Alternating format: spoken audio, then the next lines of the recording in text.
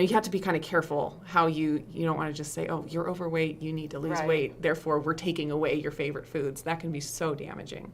So to just encourage, and that's what I do with my kids, is every meal it's like, what's your protein? And, so if they want to have some kind of a treat, I'll say, what's your protein? You have to have it with protein. And so it's not restrictive, it's actually adding. I just talked to your daughter about twisted bacon. Okay. Like literally, they came to visit, and I gave them there's some playing cards, and I'm holding a bouquet of twisted bacon. Anyway, I recommended trying twisting bacon. Yeah.